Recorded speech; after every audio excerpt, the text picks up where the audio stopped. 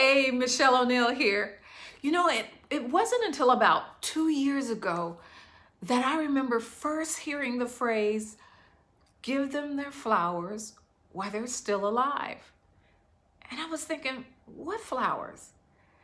It was about honoring my granddad on my husband's side of the family. But to me, he's just granddad. And it was his church, his community, and his family. They were all taking the time to honor him for all that he had done along his life. And he had done so much. They were honoring him for the impact that he had made on the lives of so many and the legacy that he was leaving not only with his family, but with so many others. And it got me to thinking, what does this phrase, what does it really mean? So first, if you've never heard it before, you may have heard it in the sense of give them their flowers while they can still smell them. And I think I may have heard that one before. But we're not just talking about actual flowers, even though that's a wonderful sentiment. And me personally, I'm a flower kind of girl, so I love having them around my home.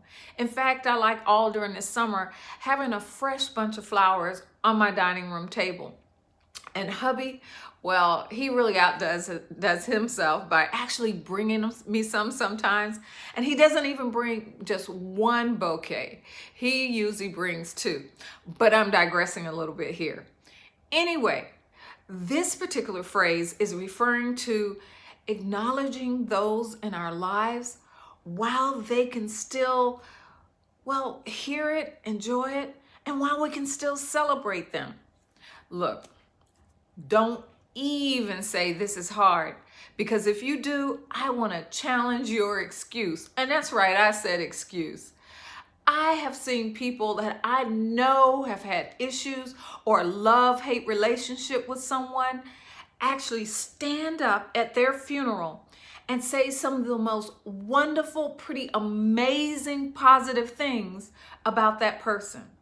So even those who may have hurt them sometime along the way, I hear them find just something, even a small thing, that they can be grateful for, that that person contributed to their lives.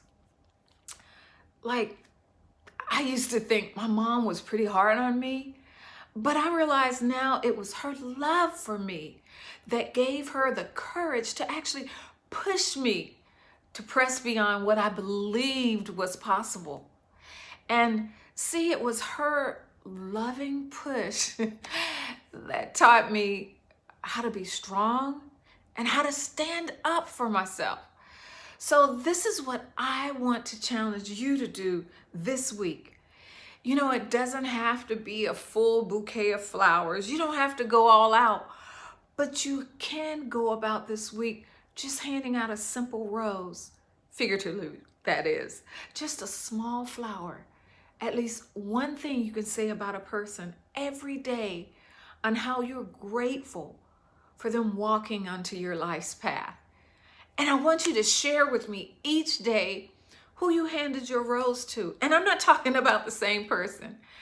And no, this is not The Bachelor. But I don't want you to just focus on your family members.